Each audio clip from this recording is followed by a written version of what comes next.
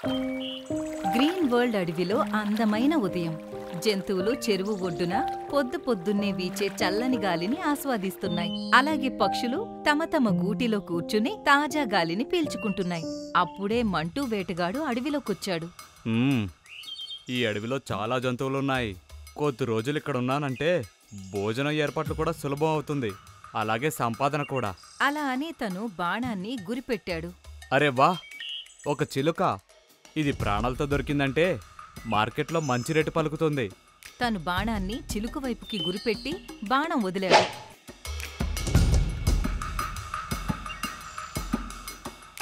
అరే మిట్టు, అక్కడి నుంచి తప్పుకో! ఇంతలోనే మోంటూ కోతి బాణాన్ని పట్టుకుని దాన్ని వేటగాడి వైపుకి ఎలా విసిరిందంటే అది నేరుగా వెళ్లి తన కాళ్ళకి గుచ్చుకుంది.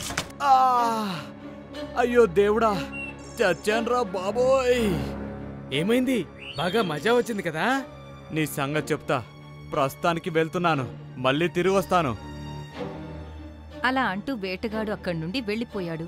అతను తన గుడిసెకు వెళ్లి తన గాయానికి మందు రాసుకున్నాడు. నా గాయం నయమవని ఆ తర్వాత వెళ్ళి ఒకేసారి ముగ్గురిని వేటాడుతాను.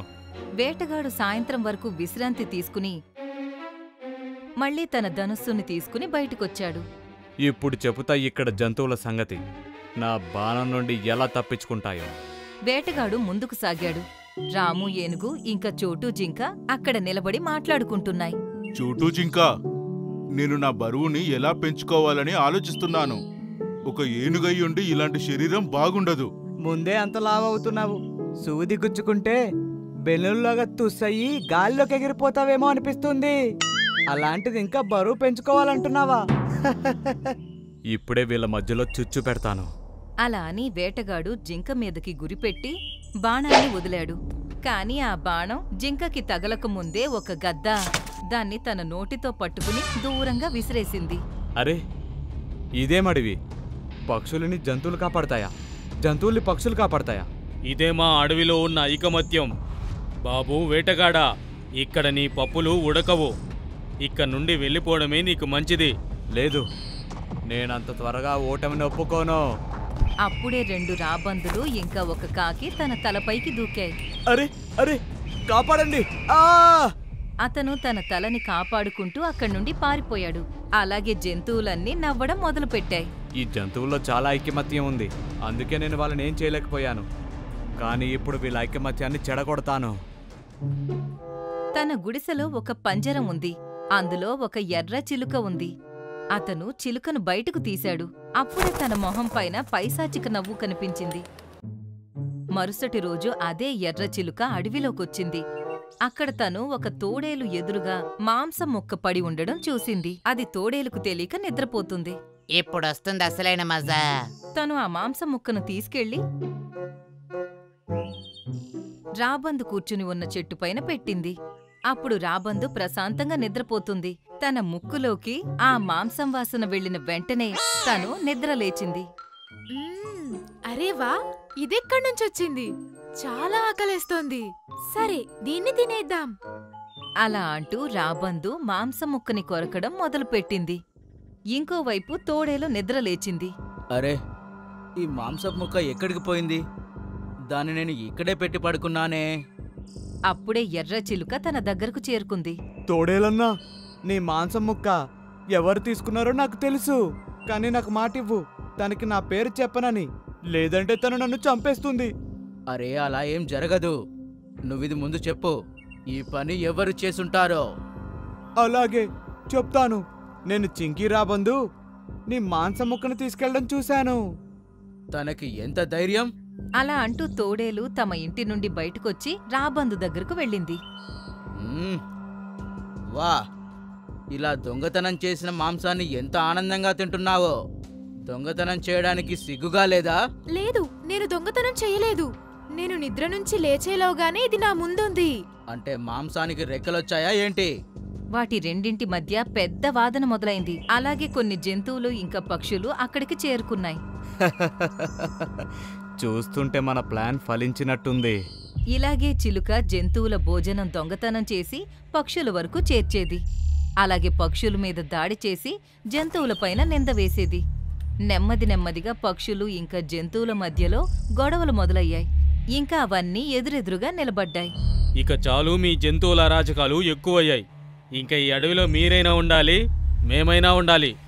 మీరు ఏది కోరుకుంటారో అదే జరుగుతుంది. ఈ రోజు సాయంత్రం చెరువొడ్డున జంతువులన్నీ కలిసి మీ పక్షులను కొద్ది క్షణాల్లోనే అంతం చేస్తాము. అరే వా, చూస్తుంటే ఇప్పుడు పార్టీ మొదలవబోతుంది. ఎటు చూసినా రక్తమే రక్తం, మాంసమే మాంసం ఉంటుంది.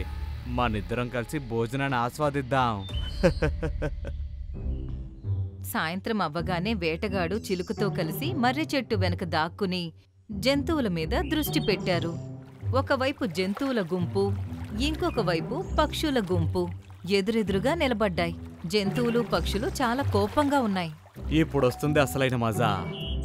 ఇప్పుడు మొదలవుతుంది మొదటి పోటీ.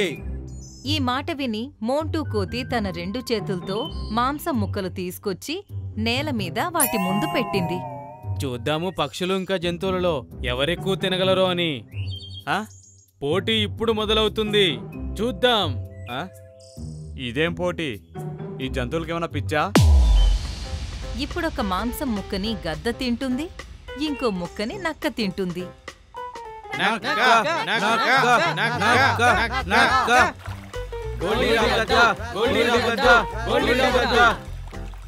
స్నేహితులారా, నక్క ముందు మాంసం పూర్తి చేసింది, అందుకే రాబందు గెలిచింది.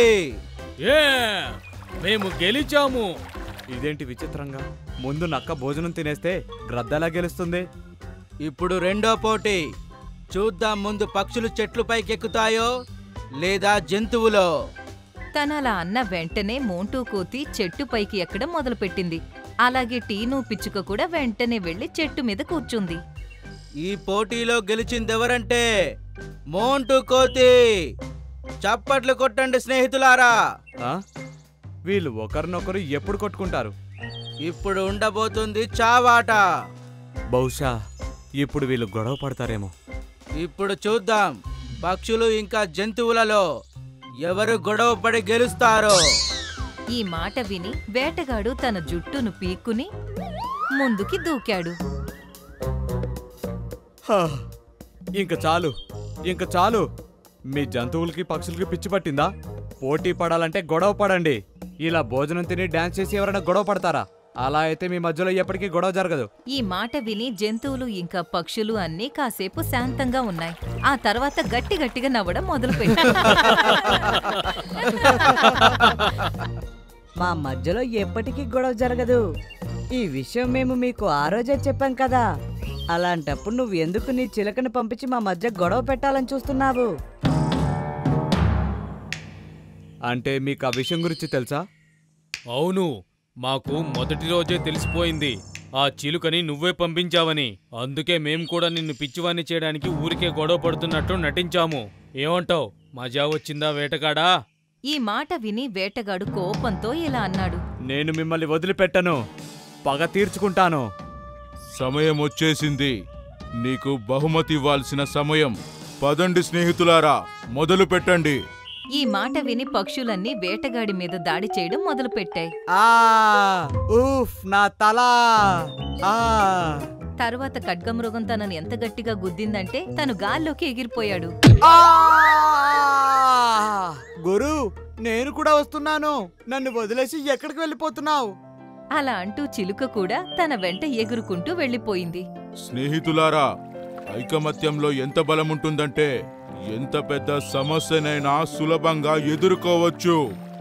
ఎప్పటికీ మీ స్నేహితులను నమ్మండి. అలాగే ఎవ్వరు మాటలు విని మీ బంధాన్ని పాడు చేసుకోకండి.